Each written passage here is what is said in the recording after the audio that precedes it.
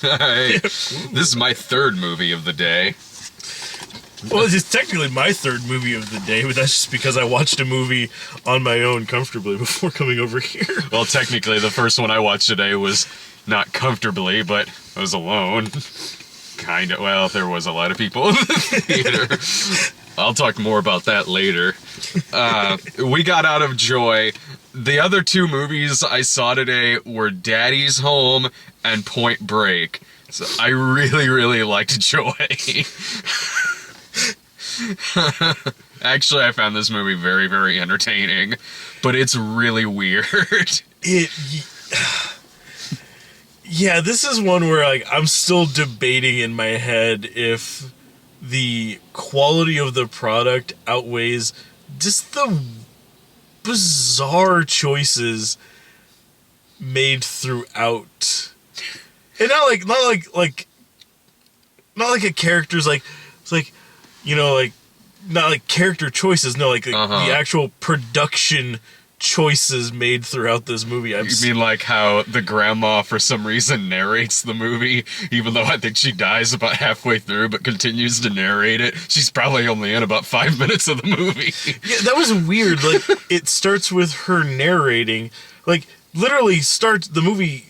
Well, okay, it starts with a bizarre soap opera segment. Hey, man. When's the last time you saw Susan Lucci on the big screen? I mean, okay, to be fair, but no, it was weird. Like it once the actual, you know, proper narrative starts, put it that way.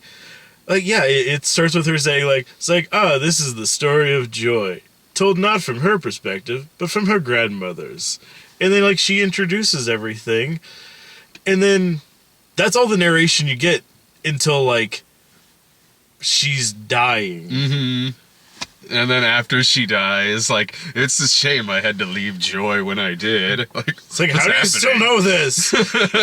What's going on here? And then, like, there's dream sequences in which the characters are actually in the soap opera. Like was that... Like, suddenly fell into delirious. Yeah. I was honestly kind of having a good time with it, but it's so... Okay, here's what it's like. The movie itself, it's a biopic on the woman, what's her last name? I have no fucking clue. We know her first name. And they never say what her last name is during the course of that Joy, movie. like Jackie. I was gonna go with Monique, but okay. She invented the Miracle Mop, and that's what the movie's about. It's a bio of the woman who invented and made a fortune off of the Miracle Mop. So, imagine, if you will, if, like, Tucker, the man in his dream, was for some reason directed by David Lynch, who decided to make it like Twin Peaks. Kinda, a little bit. Because, yeah, like, there's just so many odd fucking moments in this movie. Like so many scenes of, you know, like, characters being on, like, in the shot, but you're hearing voiceover of them from, like, different points in the conversation. Or entire scenes being played out, which you can tell are action scenes, but it's just entirely focused on one person sitting still, not commenting on what they're seeing. Yeah. Like when she goes to, like, first demo the mop in front of, like, Bradley Cooper and, like, that boardroom. Like, she's setting up her stuff, and you can't really, like, it doesn't establish the room very much, just like a quick, like, glance, and then you're just looking at Bradley Cooper sitting in a chair, and you're hearing her setting up her equipment, and she spills something, and they're having like kind of a laugh at her expense, and she's cleaning stuff up, and the whole time it's just focused on him just sitting there, just kind of like vaguely like observing the situation, and like, the fuck is happening? And it zooms out like, there's like 8 people sitting in this boardroom with them. And she's mopping fucking water off this guy's shoe. It's like, At least it established that better than Tyler Perry did. And because with that guy saying, "Hey, my shoe," all right, now I know that there's more people. there's in at the least room. one person. Ah, ha, ha, ha. Okay, there's a couple more than just him, too. Because there's other people laughing. There's actually a joke about that in Daddy's Home. But again, that's for later. I don't want to spoil that in this video. Yeah, spoilers. You know what I didn't so much have a problem with that. It was an The editing... hands thing. The hands thing was weird. In this, like when they were shaking hands and like... I mean, that didn't take me out of it or anything. I certainly noticed it was an editing choice that they were making. Yeah, well, that's what I mean. It's like really good performances, but like so many like peculiar things, like a 5-minute conversation taking place like at crotch level, so that we can keep seeing people's hands. Yeah. I mean, Because it's all in the art of the handshake. yeah, it made sense afterwards when Bradley Cooper's explaining the whole, like, it's like, no, like, keep it on the hands. Like, you show what the hands are doing. Like, no one gives a shit about faces. Keep it on the hands. It's like, oh, that's what they're doing.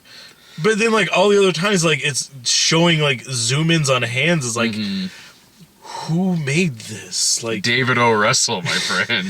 like, This is definitely a David O. Russell movie. I was like, does he suddenly have, like, a thing with hands, like Tarantino with feet? I don't know about... Because, well, at least in this, the hands has context. Not It's that... context. You put the foot in the mouth and you pour liquor That's down the probably leg. the only time a Tarantino foot shot had context. They were in a Mexican strip joint.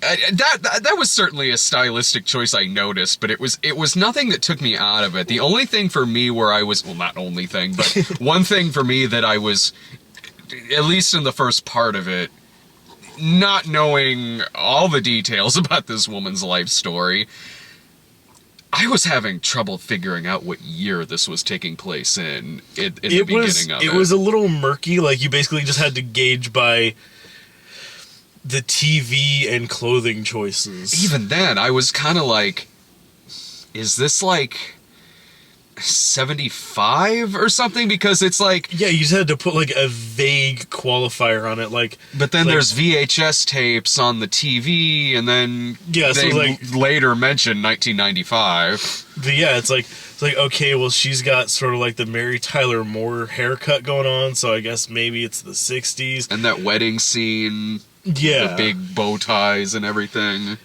Like, okay, well, that's the 80s-ish, like late 70s. Okay, now her mom's watching, VHS tapes. Like, okay, well, it's the 80s, I guess. Like, You can't tell from Edgar Ramirez. He looks exactly the same in this as he did in Point Break, except he shaved the beard. Yeah. He's got the same hairstyle. Great. He is way better in this movie than in Point Break. He's really good in this. He smiles in this and says lines that he didn't just read out of whatever fucking Hashimoto box cover he just looked at. but yeah, like, no, and like I said, like, I don't want to sound like the editing stuff or like the weird, like the narration thing. Like, it's just like thousands of small little odd touches. Like, There is. or like when they're towards the beginning, when she and her best friend like sit down in the kitchen and have like a conversation, and it suddenly goes to a weird flashback that shows her like meeting her ex-husband, and then them doing stuff all the way through them getting married until it eventually ends with them getting divorced, and then pans back to them in the kitchen. I was cool with that. It's playing the Bee Gees to Love Somebody. I'm down with that, man. But what was weird was like, okay, like you set that up as a way to do a flashback, and then went through like years worth of relationship in the course of this flashback. Like that's fine, you know. I can work with that. But then once that was done, it cuts back to them just sitting stock still in the kitchen. The camera slowly like pans around them. I think we went out of focus. Oops. Let me put... looks fine. I think we're back now. Okay. But yeah, like it just slowly pans around them, and then zooms out of the room, and they never move or say anything. They say something. They say something in narration about sitting still or something. But yeah, it seemed weird. Like, it seemed like they were setting it up as like a stage play, or like certain times like they'd open a door and like when they were I think it was one of the times they were meeting with De Niro and Isabella Rossellini. Mm-hmm. Like, she opens the door, those two are already sitting down, she sits down, and then like her two like we're outside of the room, like looking for the other side of the open doorway. She sits down, and then at either end of the table, her ex-husband and her best friend come and sit down at the table too, and it's just very like oddly choreographed. Like, why are these two hiding in the room off to the side and then like move in? Like, it's just like I say, like it. Different parts felt like it was set up like it should be like a stage production. Almost. There is technically a stage production in the movie. Well, yeah. Granted, I don't know what those two have fuck all to do with each other and why that would make it a stylistic choice for the movie, but you know what? I mean, all of that is true. I don't know if there's a reason that this movie is as weird as it is. Because like there was one I watched a while back, A Field in England, and it does a lot of like it's set up like I guess how they would do like certain old plays where like after a certain scene, whenever it was transitioning to like, you know, like the next location they were having a scene, like it's set up like it's a play, like it's filmed like a normal movie, but then like in between weird things, it just has like a static shot of like the actors standing still in like a certain pose, because like that I guess that was a thing they would do back in the days, like everybody like freeze frame, and then like people would like change like the set dressings, and then they would pick back up. Yeah. But they would just, you know, like hold a pose, and like it would do that, and it was very odd to have that in a movie. And that's kind of what it felt like. Like, it was like those weird like pauses while they like shuffle the, you know, like, oh, wheel a tree out of the way and put in like a backdrop for like a pizza shop. He wants to direct this movie about this woman like it's Orson Welles directing something about Citizen Kane. Yeah. Because hell, even like the QVC scene, and it looks like, I was like, this is kind of like The Trial. Like, I'm expecting like Anthony Perkins to just walk by or something like that. Yeah. A little bit. No, yeah, like it's, at the same time, all of that made this a really entertaining movie for me. Like, I don't know why this relatively simple story is told like this. I don't, but I'm kind of glad that it is, because it made it memorable, and it's nothing that I dislike. I was thoroughly entertained throughout pretty much all of this movie. Oh yeah, because I mean it's such an odd thing to make like a big release biopic about. I mean, yeah, I mean this woman, like, yeah, she made a fucking fortune for herself, and after watching this, like, she had such a weird fucking life up to this point, apparently. That wedding scene, man. The wedding scene with De Niro giving crap. Now I have to write another toast for David and Sarah's wedding. That was possibly the most uncomfortable wedding speech I've ever heard. But it's darkly comic in a way, because De Niro's pointing out Virginia Madsen, who's his first wife, and he's just like, I was married to this woman for 18 horrible fucking years. Thank God I got this new one right here, right, baby? She's toasting him, and then the scene ends like mid-cry from Jennifer Lawrence.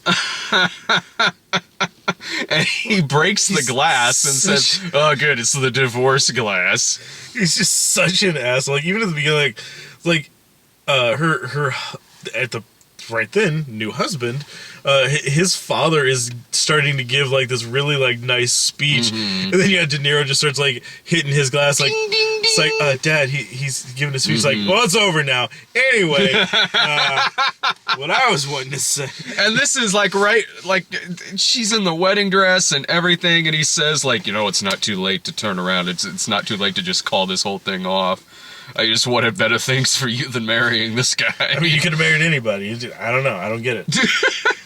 I thought young De Niro was really convincing. Yeah. Kind of like young Michael Douglas and Ant-Man. Like, have we reached that point to where, fuck, now I kind of just want to see a whole movie of, like, 80s Michael Douglas in makeup, or 70s, 80s Robert De Niro in this movie. We've seemed to have proved, they've seemed to have gotten the makeup down for this couple of movies. Yeah, we've gotten to the point where we can go ahead and make sequels, like, legitimate sequels to movies that came out 30, 40 years ago. Yeah. Like, this is great. What was really carrying me through this movie was, I mean, my God, this woman has the patience of a fucking saint. Between her fucking bitch-ass sister. Oh, fuck her. Like one of fucking Adam Sandler's lost sisters from Punch Drunk Love. Oh my God, that's such a great moment. She tells her to shut the fuck up. In so many words. Yeah.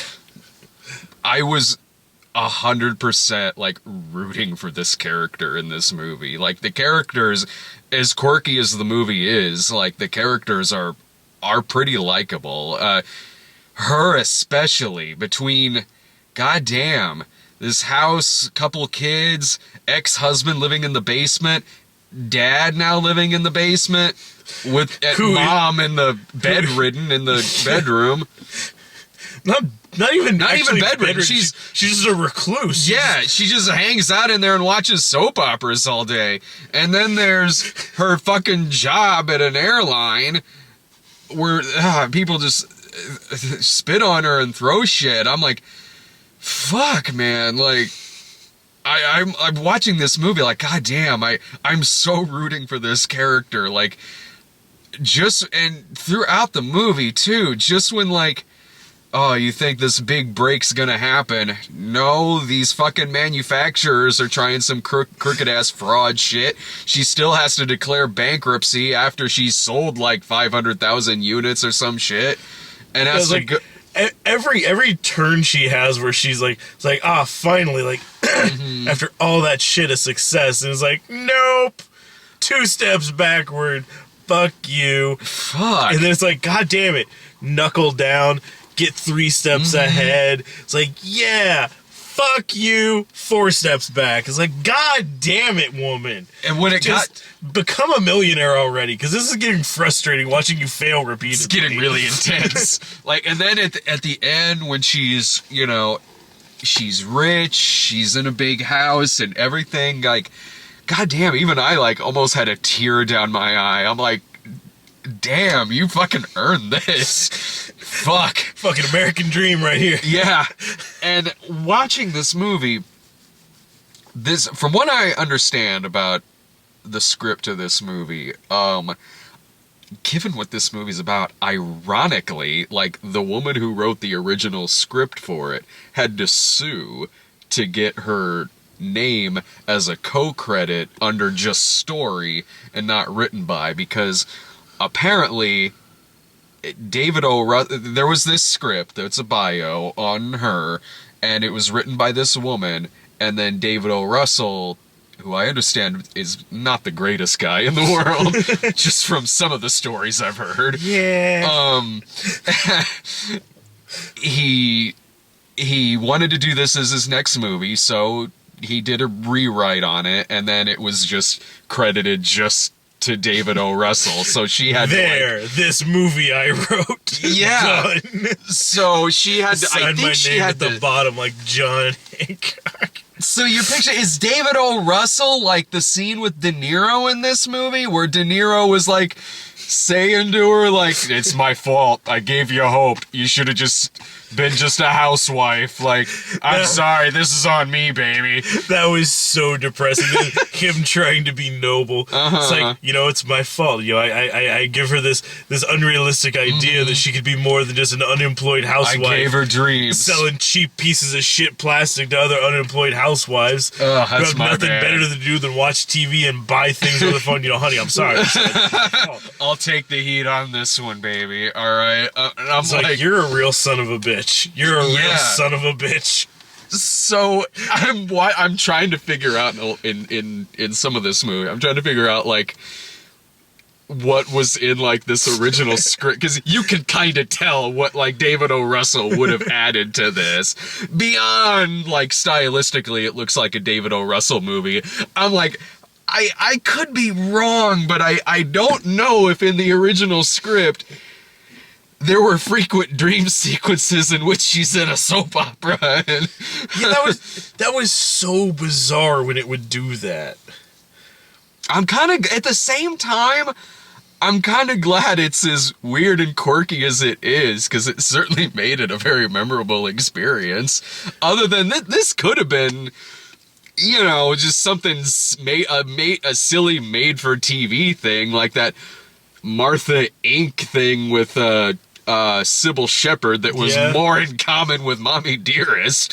There's a scene in that movie where she pulls along, like, she finds out her husband's cheating on her, so Martha Stewart, as played by Sybil Shepherd, in a fantastic performance, drives alongside the woman who her husband's sleeping with as the woman's jogging, drives alongside of her, sticks her head out the window and says, "Hey, slut, I'm gonna write to your mom and tell her you're a whore." Speeds off. I don't like that really happened in this movie, but like... God, I kind of wish now, though. Oh, I wanted something like that to happen to that fucking sister in the movie. So that was one of the most unlikable performances. A good performance, but the most unlikable person, like, like, fucking hell. It's like, she honestly does, like, nothing really, but just every time she's there, you just want to fucking hit her. That's the character you want to see die alone and broke. I don't know how many liberties this movie take. Maybe she's a lovely person in real life.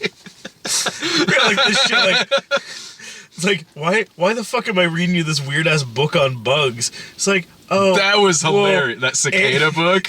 Aunt Peggy says that I should like cicadas because they fill the house with noise to help me forget how lonely it is here. What? It's like, what the fuck is your aunt telling you it's lonely here? Well, she's gonna tell you you're lonely now? You're lonely? Are you lonely? She's like, I don't know, like, don't listen to your aunt. Don't talk to her. Oh, I loved okay. When she starts, she's reading this as it's like, she probably picked it up thinking like, oh, it's just some bedtime storybook for the kid, and it's this book on cicadas, and she's like, the cicada lives mostly, starts out living above ground to avoid where the hell did you get, how did this get in the house? 17 years. That's a specific number. It's like, I get it, 1 year, 4 seasons, something. 17 and why 17? No, throws the book, like, just go to bed. You're tired. I'm not tired, just go to bed. It's like she has so much shit going on in her day that it's like, cicadas, like, you know what? Not feeling odd numbers today. Fuck it. Go on.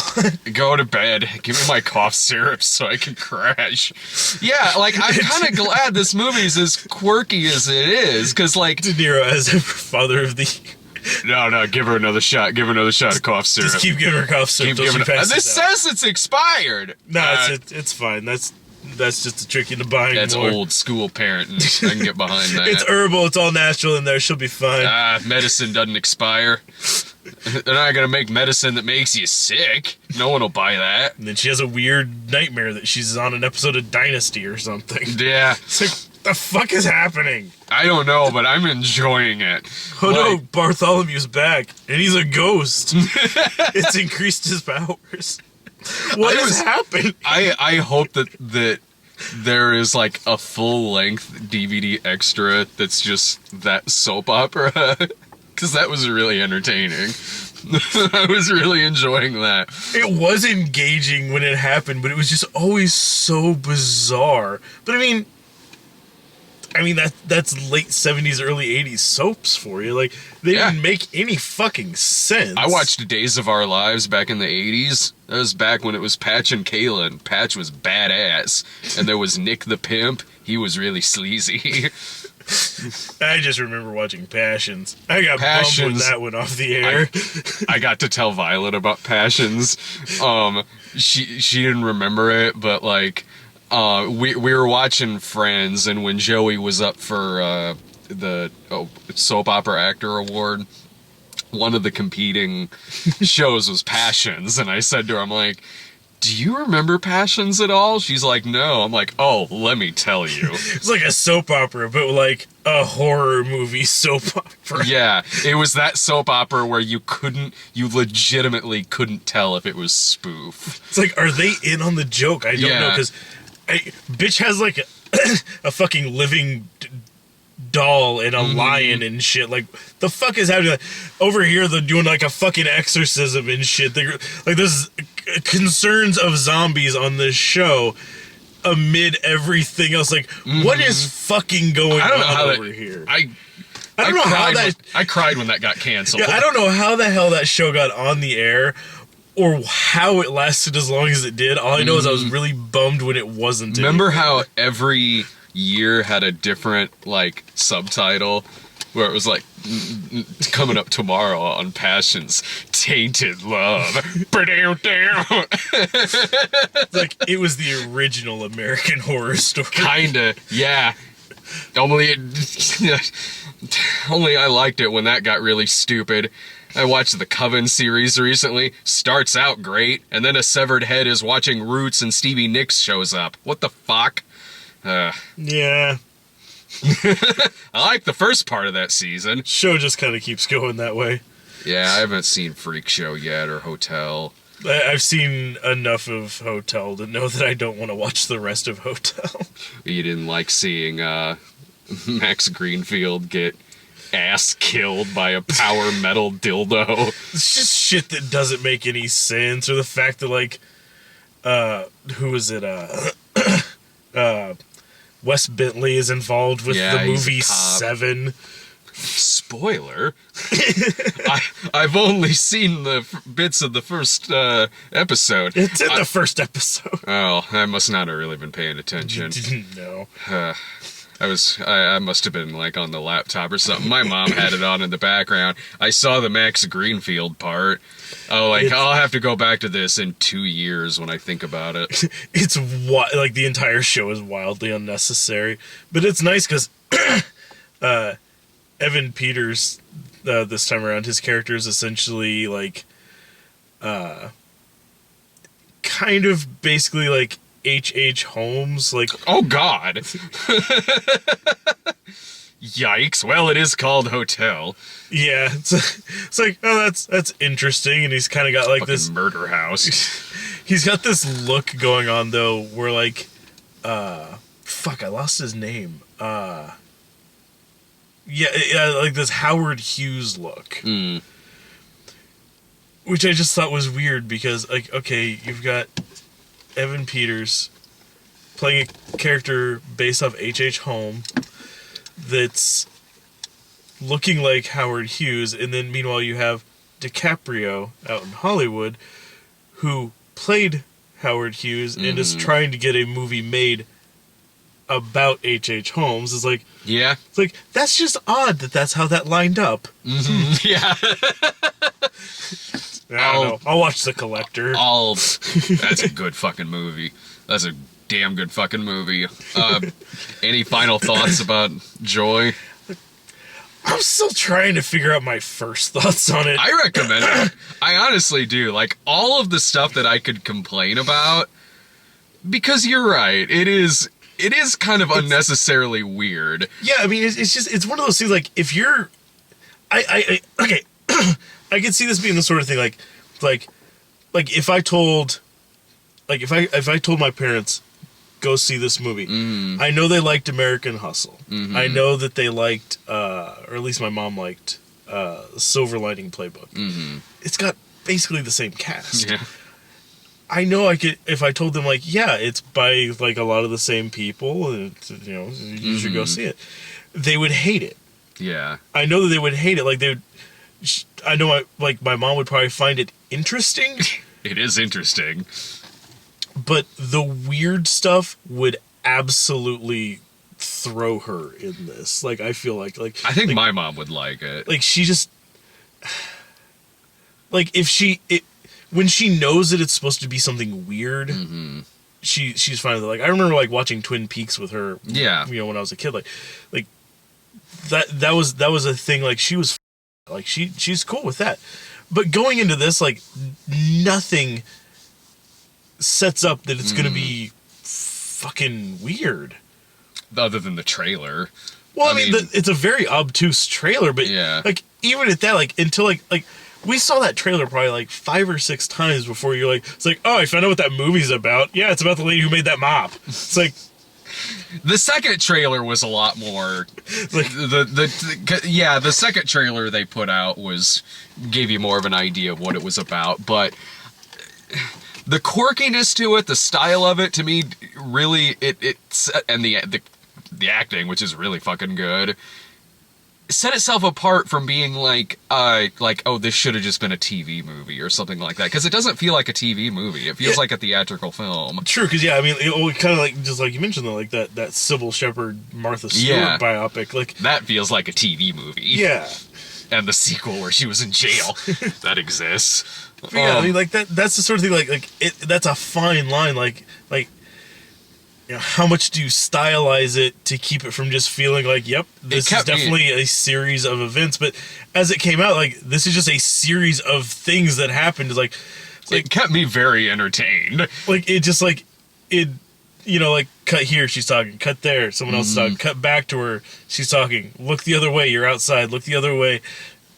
It's 10 years later. Now you're a flashback. Now you're actually in the future, but then goes back to the past, present. I was following it just fine. Like it seemed like it was. Well, I mean, I'm just saying like instead of being like a straight narrative, like I feel like if it was just done in a straight, orderly fashion, like ended with her like it's like, and now I'm here in the '90s and wildly successful. Set them up with a sweet life and everything, and then credits like that would have felt like too on the nose. But yeah, just. You know. I've seen this kind of quirk and odd stylistic choices like that be used in a way I didn't like, and that was Inherent Vice. This feels like it's doing... That was that one that was just weird for no fucking reason. Like, I remember seeing like a trailer for that, not knowing even what the fuck was going on. Like, no, I saw the movie, I didn't know what the fuck was going on, but... that was a long sit. But, this... I don't know, like, it really worked for me. Like, I thought the style was entertaining. I thought the characters were likable. At its heart, it's actually a pretty inspiring story. Oh, yeah, no, it's incredibly, like, that is a absolute rags to riches, like, overcoming and everything. I was rooting for this person. Like, I was like, yeah, you fucking sell that shit. Yes, like, so...